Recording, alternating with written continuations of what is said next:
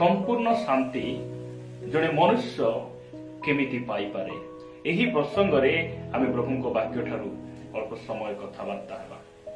प्रिय भाई भौणी माने कौनसी मनुष्य कौनसी परिवार एई प्रकार पृथ्वी रे नाही जे सेमाने अशांति को खोजी बुलंती।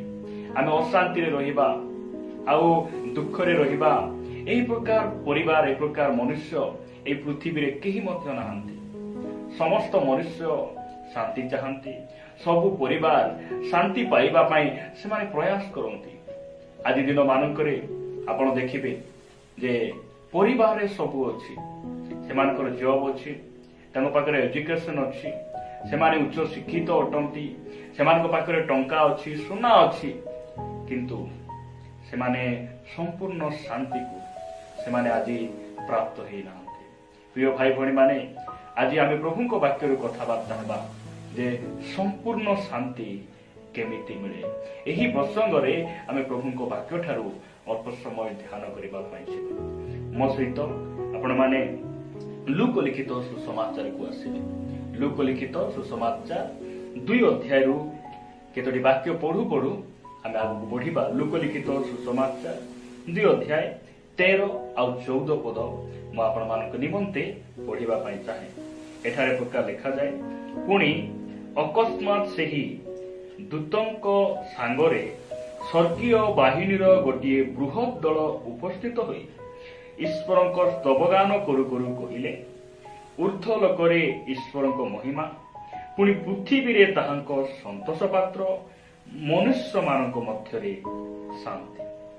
ख्रीष्टरे प्रिय भाई भौणी माने यही कथा जेतेबेले प्रभु यीशु ख्रीष्ट मानव रूप धारण करी ए धरा पृष्ठरे से जन्म ग्रहण करुछंती, सेही समय रे मेष जगुआली मानकु स्वर्गर एक बाहिनी आसी एही शांतिर समाचार से देई ए प्रकार से माने कहउचंती जे ऊर्ध्व लोकरे ईश्वर महिमा, पृथ्वी रे ताहांक संतोष पात्र आ मनुष्य मानक मध्यरे शांति। प्रिय प्रभु को लोक माने मो आपण मानक कहिबा पाई चाहे जे प्रभु यीशु ख्रीष्ट ए धरा पृष्ठ को से रोग सुस्थ करिबा पाई केवल आम पाप निमंते क्रूसरे मृत्युवरण करबा पाई से आसी नथिले। आमको से जेपरी परित्राण दियंती, आमको पाप उद्धार करंती, आमको से संपूर्ण शांति को दियंती, एथि पाई से धरा पृष्ठ को आसीते। यदि आपण माने जिसाई पुस्तक को जिबे, जिसाई पुस्तक 9 अध्याय 6 पद रे लिखा जाए, कारण आंभ मानक निमंते एक बालक जन्मी अछंती, आंभ मानक एक पुत्र दत्त होई अछंती, और ताहांक स्कंदरे कर्तृत्व भार थुआ जीव, पुणी ताहांकर नाम आश्चर्य, मंत्री, पराक्रांत, परमेश्वर, अनंतकालीन पिता, शांति राजा हेबो। प्रभु को नाम स्तुति हो। प्रिय भाई भौणी माने प्रकृत शांति एही पृथ्वी रे जीशुंक छड़ा केही मध्य देई पारंती नै, कारण ताहांक विषय रे ताहांक जन्मर 750 वर्ष पूर्वे जिसाय भविष्यत वक्ता एही कथा को से रेकॉर्ड करूछंती जे ताहांकर नाम शांतिर राजा हेबो। शांतिर राजकुमार से अटंती। जीशुंक बिना एही पृथ्वी रे वास्तव शांति, प्रकृत शांति, संपूर्ण शांति देवा व्यक्ति केही मध्य नाहंती, केही मध्य नाहंती। प्रभुंक नाम स्तुति हो। प्रिय भाई भौणी मान कहबा पाई चाहे, आपण गोटे अशांति दे जाउछंती कि, आपण गोटे दुख दे जाउछंती कि, आपणकर अशांति, आपणकर दुख को, आपणकर समस्त अमंगल को जीशु मंगल रे परिणत करि परिबे। से सामर्थी प्रभु अटंती, आ वास्तव संपूर्ण शांति केवल जीशु देई पारंती। ताहांक छड़ा ए पृथ्वी रे केही मध्य शांति देई पारंती नै, देई पारंती नै। जदि आपण माने मो सहित एफिसियो पुस्तक को आसीबे, एफिसियो पुस्तक 2 अध्याय 14 पदरे साधु पाउल ए प्रकार कहंती, कारण से तो आंभ मानक शांति, से शत्रुता स्वरूप मध्यवर्ती विच्छेद प्राचीर भग्न करी उभय को एक करी अछंती। प्रभु को नाम स्तुति हो। से तो आमर शांति किए प्रभु यीशु ख्रीष्ट, से ही आमर शांति अटंती। एही जगत मध्य रे जने मनुष्य शांति पाइबार अछि, संपूर्ण शांति प्राप्त हेबार अछि, जीशुंक छड़ा केही मध्य देई पारिबे नै। ଦେଇପାରିବେ ନାହିଁ। ଆପଣମାନେ ଯୋହନ ଲିଖିତ ସୁସମାଚାର 14 ଅଧ୍ୟାୟକୁ ଆସିବେ। 14 ଅଧ୍ୟାୟ 27 ପଦରେ ପ୍ରଭୁ ଯୀଶୁ ଖ୍ରୀଷ୍ଟ ଏ ପ୍ରକାର କହନ୍ତି, ମୁଁ ତୁମ୍ଭମାନଙ୍କୁ ଶାନ୍ତି ଦାନ କରି ଯାଉଅଛି, ମୋର ନିଜର ଶାନ୍ତି ତୁମମାନଙ୍କୁ ଦାନ କରୁଅଛି। ଜଗତ ଯେପରି ଦାନ କରେ ମୁଁ ତୁମ୍ଭମାନଙ୍କୁ ସେପରି ଦାନ କରୁନାହିଁ।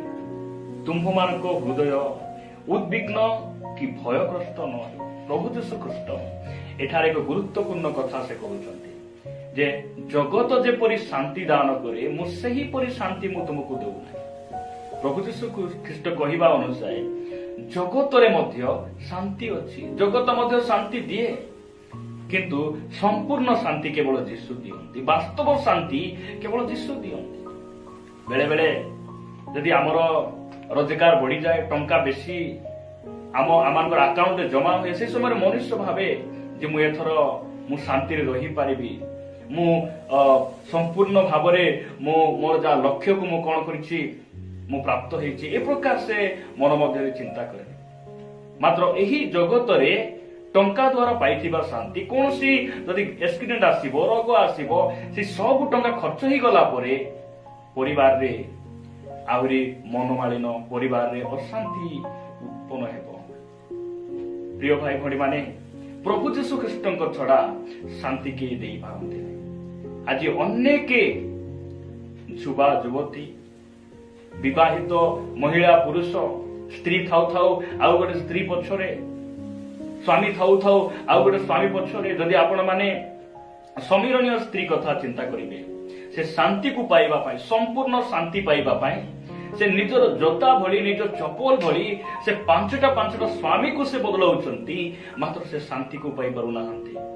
ଯେତେବେଳେ ପ୍ରଭୁ ଯୀଶୁ ଖ୍ରୀଷ୍ଟଙ୍କୁ ସେ ସାକ୍ଷାତ କରୁଛନ୍ତି, ତାହାଙ୍କର ଜୀବନ ବଦଳି ଯାଉଛି, ସେ ଆନନ୍ଦରେ ପରିଣତ ହେଉଛନ୍ତି, ସେ ସମ୍ପୂର୍ଣ୍ଣ ଶାନ୍ତିକୁ ଭୋଗ କରୁଛନ୍ତି। ଆଉ ସେ ପାଣି ଆଣିଯିବା ସେ କଳସକୁ ଛାଡି ସେ ନିଜ ନଗରକୁ ସେ ଧାଉଛନ୍ତି। ମୁଁ ଜଣେ ବ୍ୟକ୍ତିକୁ ଭେଟିଛି, ମୁଁ ମସିହକୁ ସାକ୍ଷାତ କରିଛି। ଖ୍ରୀଷ୍ଟରେ ପ୍ରିୟ ଭାଇ ଭଉଣୀ ମାନେ, ମୁଁ ଆପଣମାନଙ୍କୁ କହିବା ପାଇଁ ଚାହେଁ, ଯଦି ଆପଣ ଗୋଟେ ଅଶାନ୍ତି ଦେଇ ଯାଉଛନ୍ତି, ଆପଣ ନିର୍ଯାତନା ମଧ୍ୟରେ ଅଛନ୍ତି, ଆପଣ ଉପଦ୍ରବ ପ୍ରାପ୍ତ ଅଟନ୍ତି, ଆପଣଙ୍କୁ ମୁଁ କହିବା ପାଇଁ ଚାହେଁ, ଆପଣଙ୍କୁ କେବଳ ଯୀଶୁ ହିଁ ସେହି ସବୁ ବନ୍ଧନରୁ ସେ ମୁକ୍ତ କରିବେ। ଯୀଶୁ ହିଁ ଆପଣଙ୍କୁ ଶାନ୍ତି ଦେଇପାରିବେ। ସମ୍ପୂର୍ଣ୍ଣ ଶାନ୍ତି ସେ କେବଳ ଦିଅନ୍ତି। ପ୍ରିୟ ଭାଇ ଭଉଣୀ, ଜଗତ ଯେପରି ଦାନ କରେ ସେହି ପ୍ରକାର ସେ ଦାନ କରନ୍ତି ନାହିଁ। ଜଗତରେ ଯାହା ସବୁ ଆମେ ପାଇଛୁ ପ୍ରିୟ ଭାଇ ଭଉଣୀ ମାନେ, ତାହା ଗୋଟେ ଦିନ ସରିଯିବ, କ୍ଷୟ ପାଇଯିବ। ଆମମାନଙ୍କର ମୃତ୍ୟୁରେ ସବୁ କିଛି ଆମକୁ ଛାଡି ଯିବାକୁ ପଡିବ। ମାତ୍ର ଖ୍ରୀଷ୍ଟ ଆମମାନଙ୍କୁ ଯେଉଁ ଶାନ୍ତି ଦେଇଛନ୍ତି, ଏହି ଜଗତ, ରୋଗ, ମୃତ୍ୟୁ, କୌଣସି ଲୁହ, ଅଭାବ, ନିନ୍ଦା, ତାଳନା ଆମକୁ ସେହି ଶାନ୍ତି ଠାରୁ ଅଲଗା କରିପାରିବ ନାହିଁ। ସେହି ଶାନ୍ତିକୁ କେହି ହରଣ କରି ନେଇ ପାରିବେ ନାହିଁ। ଆଉ ସେହି ଶାନ୍ତି ଦେବା ପାଇଁ ପ୍ରଭୁ ଯୀଶୁ ଖ୍ରୀଷ୍ଟ ଏ ଧରା ପୃଷ୍ଠକୁ ଆସିଲେ। ଆଉ ସେହି ଶାନ୍ତି ଆପଣଙ୍କୁ ଆଜି ଦେବା ପାଇଁ ସେ ପ୍ରସ୍ତୁତ ଅଟନ୍ତି। ଆଜି ମଧ୍ୟ ତାଙ୍କ ପାଖରେ ସେ ଶାନ୍ତି ସରି ନାହିଁ। ଖ୍ରୀଷ୍ଟରେ ପ୍ରିୟ ଭାଇ ଭଉଣୀ ମାନେ, ସେ ଆମର ସମ୍ପୂର୍ଣ୍ଣ ଶାନ୍ତିଦାତା ଅଟନ୍ତି, ସେ ଶାନ୍ତିର ରାଜକୁମାର ଅଟନ୍ତି। ପ୍ରଭୁଙ୍କ ନାମର ଗୌରବ ହଉ। ମୁଁ ଆପଣମାନଙ୍କୁ କହିବା ପାଇଁ ଚାହେଁ, ଆପଣମାନେ ମୋ ସହିତ ହିତୋପଦେଶକୁ ଆସିବେ। ହିତୋପଦେଶ ଯଦି ଆପଣମାନେ 3 ଅଧ୍ୟାୟକୁ ଆସିବେ, ସମ୍ପୂର୍ଣ୍ଣ ଶାନ୍ତି ଆମେ କେମିତି ପାଇବା? ସମ୍ପୂର୍ଣ୍ଣ ଶାନ୍ତି। ହିତୋପଦେଶ ପୁସ୍ତକ ପଢିବା ପୂର୍ବରୁ ଆପଣମାନଙ୍କୁ ମୁଁ ଜିସାୟ ପୁସ୍ତକ ନିକଟକୁ ନେବା ପାଇଁ ଚାହେଁ। ଜିସାୟ ପୁସ୍ତକ ଆପଣମାନେ 26 ଅଧ୍ୟାୟକୁ ଆସିବେ। ଜିସାୟ ପୁସ୍ତକ 26 ଅଧ୍ୟାୟ ମୁଁ ଆପଣମାନଙ୍କ ନିମନ୍ତେ 3 ପଦ ପଢିବା ପାଇଁ ଚାହେଁ। ଲେଖାଯାଏ, ଯାହାର ମନ ତୁମ୍ଭଠାରେ ସ୍ଥିର ଥାଏ ତାହାକୁ ତୁମେ ସମ୍ପୂର୍ଣ୍ଣ ଶାନ୍ତିରେ ରଖିବ, କାରଣ ସେ ତୁମ୍ଭଠାରେ ନିର୍ଭର ରଖେ। ପ୍ରଭୁଙ୍କ ନାମର ଗୌରବ। ସମ୍ପୂର୍ଣ୍ଣ ଶାନ୍ତି ପାଇବା ପାଇଁ ଜଣେ ମନୁଷ୍ୟ କଣ କରିବାକୁ ପଡିବ? ପରମେଶ୍ୱରଙ୍କ ଉପରେ ନିର୍ଭର କରିବା ପାଇଁ ପଡିବ। ବାକ୍ୟ ଏହା କହେ ପ୍ରିୟ ଭାଇ ଭଉଣୀ ମାନେ, ଲେଖାଯାଏ ଯେ ଯାହାର ମନ, ଯେକୌଣସି ବ୍ୟକ୍ତିର ମନ ଯଦି ପ୍ରଭୁଙ୍କ ଠାରେ ସ୍ଥିର ଅଛି, ତାହେଲେ ପରମେଶ୍ୱର ସେହି ବ୍ୟକ୍ତିକୁ ସମ୍ପୂର୍ଣ୍ଣ ଶାନ୍ତିରେ ରଖିବେ। ମୁଁ ପ୍ରଭୁଙ୍କୁ ଧନ୍ୟବାଦ ଦିଏ, ଯେଉଁ ବ୍ୟକ୍ତି ମାନଙ୍କୁ ପରମେଶ୍ୱର ସମ୍ପୂର୍ଣ୍ଣ ଶାନ୍ତିରେ ରଖିଥିଲେ। ପିତର ସେ କାରାଗାରରେ ଥିଲେ, ଯାକୁବକୁ ହେରୋଦ ରାଜା ବେକ କାଟିଦେଲା ପରେ ହତ୍ୟା କଲା ପରେ ମଧ୍ୟ ସେ ବିପଦରେ ଥିଲା ବେଳେ ମୁଁ ବିଶ୍ୱାସ କରେ ଯେ ପିତରଙ୍କର ମନ ପ୍ରଭୁଙ୍କ ଠାରେ ସ୍ଥିର ଥିଲା। ଦାନିଏଲ ସିଂହ ଗର୍ତ୍ତରେ ପଡ଼ିଲା ପରେ ମଧ୍ୟ ପ୍ରଭୁଙ୍କ ଠାରେ ସ୍ଥିର ଥିଲେ। ତାହାଙ୍କର ମନ ପ୍ରଭୁଙ୍କ ଉପରେ ଥିଲା, ଭରସା ପରମେଶ୍ୱର ଥିଲେ, ଆଉ ପରମେଶ୍ୱର ସେମାନଙ୍କୁ କୌଣସି କ୍ଷତି ହେବା ପାଇଁ ଦେଲେ ନାହିଁ। ସଦ୍ରକ ମୈଶକ ଅବେଦନଗ ସେମାନେ ପ୍ରଭୁଙ୍କ ଉପରେ ସେମାନେ ନିର୍ଭର କଲେ, ତାହାଙ୍କର ମନ ପ୍ରଭୁଙ୍କ ଠାରେ ସ୍ଥିର ରହିଲା, ଆଉ ପରମେଶ୍ୱର ସେମାନଙ୍କୁ ଶାନ୍ତିରେ ରଖିଲେ, ସେମାନଙ୍କର କିଛି ମଧ୍ୟ କ୍ଷତି ହେଲା ନାହିଁ। ପ୍ରିୟ ଭାଇ ଭଉଣୀ ମାନେ, ଆମକୁ ନିନ୍ଦା ତାଳନା ଅପମାନ ଅଭାବ ରୋଗ କ୍ଲେଶ ଦେଇ ଗଲାବେଳେ ଆମର ମନ ଆମେ କାହାଠାରେ ଆମେ ସ୍ଥିର କରିଛୁ? ଆଜି ଆମେ ଅଶାନ୍ତି ଭୋଗ କରିବାର କାରଣ ଆଜି ଅନେକ ଭାଇ ଭଉଣୀ ମାନେ ସେମାନଙ୍କର ମନ ଟଙ୍କାରେ ସ୍ଥିର ରହିଛି, ଜବରେ ସ୍ଥିର ରହିଛି, ଜଗତ ପ୍ରତି ସେମାନଙ୍କ ମନ ସ୍ଥିର ରହିଛି, ସେଥିପାଇଁ ସେମାନେ ସମ୍ପୂର୍ଣ୍ଣ ଶାନ୍ତିକୁ ପ୍ରାପ୍ତ ହେଇପାରନ୍ତି। ବାକ୍ୟ କହେ ଯେଉଁମାନଙ୍କର ମନ ସଦାପ୍ରଭୁଙ୍କଠାରେ ସ୍ଥିର ଥାଏ ଆଉ ପରମେଶ୍ୱର ସେମାନଙ୍କୁ କଣ କରିବେ? ସମ୍ପୂର୍ଣ୍ଣ ଶାନ୍ତିରେ ରଖିବେ। ଆପଣ ଆଉ ମୁଁ ସମ୍ପୂର୍ଣ୍ଣ ଶାନ୍ତି ଆମେ ପାଇବାକୁ ଯଦି ଚାହୁଁ, ଆମର ମନକୁ ଆଜି ଆମେ ପ୍ରଭୁଙ୍କ ଠାରେ ସ୍ଥିର ରଖିବା। ପ୍ରଭୁଙ୍କ ଠାରେ ସ୍ଥିର ରଖିବା, ସେ ଆମକୁ, ଆମ ପରିବାରକୁ, ଆମ ସେବା କାର୍ଯ୍ୟକୁ, ଆମର ପୁଅ ଝିଅ ସମସ୍ତଙ୍କୁ ସେ କଣ କରିବେ? ସମ୍ପୂର୍ଣ୍ଣ ଶାନ୍ତିରେ ସେ ରଖିବେ। ଏହା ପ୍ରଭୁଙ୍କ ବାକ୍ୟ ଅଟେ। ପ୍ରିୟ ଭାଇ ଭଉଣୀ ମାନେ, ଆଉ ପରମେଶ୍ୱର ତାଙ୍କ ବାକ୍ୟ ଦ୍ୱାରା ସେମାନଙ୍କୁ କଥା କହୁଛନ୍ତି। ଆପଣମାନଙ୍କ ନିକଟରେ ମୁଁ ହିତୋପଦେଶରୁ ଗୋଟେ ପଦ ରଖିବା ପାଇଁ ଚାହେଁ। ଆପଣମାନେ ମୋ ସହିତ ହିତୋପଦେଶ 3 ଅଧ୍ୟାୟକୁ ଆସିବେ। ହିତୋପଦେଶ 3 ଅଧ୍ୟାୟ 1 ଆଉ 2 ପଦ ଲେଖାଯାଏ, ହେ ମୋହର ପୁତ୍ର, ତୁମ୍ଭେ ମୋହର ବ୍ୟବସ୍ଥା ପାଶର ନାହିଁ, ମାତ୍ର ତୁମ୍ଭର ହୃଦୟ ମୋହର ଆଜ୍ଞା ସବୁ ପାଳନ କରୁ। ଯଦି ଆପଣମାନେ 2 ପଦ ଦେଖିବେ, ଯେହେତୁ ତୋ ଦ୍ୱାରା ପରମାୟୁର ଦୀର୍ଘତା ଓ ଜୀବନର ବର୍ଷ ସଂଖ୍ୟା ଓ ଶାନ୍ତି ବୃଦ୍ଧି ହେବ। ପ୍ରଭୁଙ୍କ ନାମର ଗୌରବ। ଶାନ୍ତି କେମିତି ବୃଦ୍ଧି ହେବ? ପରମେଶ୍ୱରଙ୍କର ବାକ୍ୟ ପାଳନ କରିବା ଦ୍ୱାରା। ଆମ ପରିବାରରେ ଶାନ୍ତି ବୃଦ୍ଧି କରିବାର ଅଛି। ଆମେ ଯଦି ଶାନ୍ତିରେ ରହିବାର ଅଛି, ଆମେ ପରମେଶ୍ୱରଙ୍କର ବାକ୍ୟକୁ ମାନିବାର ଆବଶ୍ୟକ ରହିଛି। ପରମେଶ୍ୱରଙ୍କର ନିୟମର ସୀମା ଭିତରେ, ବାକ୍ୟ ଭିତରେ ଆମେ ରହିବାର ଆବଶ୍ୟକ ରହିଛି। ଏହା ପ୍ରଭୁଙ୍କର ବାକ୍ୟ କହେ। ଖ୍ରୀଷ୍ଟରେ ପ୍ରିୟ ଭାଇ ଭଉଣୀ ମାନେ, ପ୍ରଭୁ ଆମକୁ କହିଛନ୍ତି ଯେ ସ୍ୱାମୀ ଆପଣା ସ୍ତ୍ରୀକୁ ଆତ୍ମତୁଲ୍ୟ ପ୍ରେମ କରୁ। ଯଦି ଆମେ ଏହି କଥା ମାନିବୁ, ଆମେ ସମ୍ପୂର୍ଣ୍ଣ ଶାନ୍ତିକୁ ଆମେ ପାଇପାରିବୁ। ପ୍ରଭୁ କହିଛନ୍ତି ଆମେ ତୁମର ପ୍ରତିପାଳକ। ଯଦି ଆମେ ସେ ପ୍ରତିପାଳକ ଉପରେ ଆମେ ନିର୍ଭର କରିବୁ, ଆମ ଜୀବନରେ ଆମେ ଅଶାନ୍ତିକୁ ଦେଖିବୁ ନାହିଁ। ସେ ଆମକୁ କହିଛନ୍ତି ତୁମଠାରେ ଯାହା କିଛି ଅଛି ସେଥିରେ ତୁମେ ସନ୍ତୁଷ୍ଟ ରୁହ, ଆମେ ତୁମକୁ କେବେ ମଧ୍ୟ ଛାଡ଼ିବା ନାହିଁ, କେବେ ପରିତ୍ୟାଗ କରିବା ନାହିଁ। ଏହି ସବୁ ବିଷୟ ଯଦି ଆମେ ମାନିଥାନ୍ତୁ, ଆମେ କେବେ ମଧ୍ୟ ଅଶାନ୍ତି ଭୋଗ କରିନଥାନ୍ତୁ। ଆଜି ଅନେକଙ୍କ ମନରେ ଅଶାନ୍ତି, କାରଣ ଆମେ ପରମେଶ୍ୱରଙ୍କର ବାକ୍ୟର ଆଜ୍ଞାବହ ହେଇନାହୁଁ। ଲେଖାଯାଏ ଏ ଜଗତର ସବୁ ସୌନ୍ଦର୍ଯ୍ୟ, ଏ ଜଗତର ଧନ ସମ୍ପତ୍ତି ସବୁ କଣ? ଗୋଟେ ଫୁଲ ସଦୃଶ ଅଟେ, ପାଣିର ଫୋଟକା ପରି ଅଟେ, ଯେ ଏ ସବୁ ବିଷୟ ଗୋଟେ ଦିନ କ୍ଷୟ ପାଇବ। ଆମେ ଏ ଜଗତରେ ଯାହା ସବୁ ପାଇଛୁ ଗୋଟେ ଦିନ ଛାଡ଼ି ଆମର ବାସ୍ତବ ଘରକୁ, ପିତାଙ୍କ ନିକଟକୁ ଆମକୁ ଯିବାକୁ ହେବ। ଏହି କଥା ଯଦି ଆମେ ଗ୍ରହଣ କରିଥାନ୍ତୁ, ଆଜି ଶାନ୍ତି ପାଇବା ପାଇଁ ଟଙ୍କାର ପଛରେ, ଜଗତର ଅଭିଳାଷ ପଛରେ, ନାମ ମର୍ଯ୍ୟାଦା ପ୍ରତିଷ୍ଠିତ ମାନ୍ୟଗଣ ହେବାରେ ଇଚ୍ଛା ଶକ୍ତି, ଏସବୁ ବିଷୟରେ ଆମେ ଅଗ୍ରସର ହେଇନଥାନ୍ତୁ। ପ୍ରିୟ ଭାଇ ଭଉଣୀ ମାନେ, ଆମେ ପ୍ରଭୁଙ୍କର ବାକ୍ୟକୁ ମାନିବା, ପ୍ରଭୁଙ୍କର ବାକ୍ୟକୁ ମାନିବା, ଯାହା ଅଛି ତାହାରେ ଆମେ ସନ୍ତୁଷ୍ଟ ହେବା। ପ୍ରଭୁଙ୍କ ବାକ୍ୟ କହେ ତୁମକୁ ଅନ୍ନ ଆଉ ବସ୍ତ୍ର ଥିଲେ ଯଥେଷ୍ଟ, କାରଣ ତୁମେ এই ଜଗତକୁ ଆସିଲା ବେଳେ କିଛି ଆଣିନାହଁ, ଯେ ତୁମେ ଗଲାବେଳେ ମଧ୍ୟ କିଛି ନେଇପାରିବ ନାହିଁ। ଆପଣ ପୁରାତନ ନିୟମର ଜଣେ ଭକ୍ତ ଆୟୁବଙ୍କୁ ଦେଖନ୍ତୁ। ସମ୍ପତ୍ତି ସବୁ ନଷ୍ଟ ହେଇଗଲା ପରେ, ହଳ ବଳଦ ସବୁ ମୃତ୍ୟୁ କଲା ପରେ, ତାଙ୍କର 10ଟି ପୁଅ ଝିଅ ମରିଗଲା ପରେ ମଧ୍ୟ ସେ କହୁଛନ୍ତି ସଦାପ୍ରଭୁ ଦେଲେ, ସଦାପ୍ରଭୁ ନେଲେ, ତାହାଙ୍କ ନାମର ଧନ୍ୟବାଦ ହେଉ। ପ୍ରିୟ ଭାଇ ଭଉଣୀ ମାନେ, ଜଗତ ପଛରେ ଯିବା ନାହିଁ। ଜଗତ ଆମ ପାଇଁ ଗୋଟେ ଶାନ୍ତିର ସ୍ଥାନ ନୁହେଁ। ଜଗତ କୌଣସି ମନୁଷ୍ୟକୁ ଶାନ୍ତି ଦେଲା ପରି ଜଗତରେ କୌଣସି ବିଷୟ ନାହିଁ।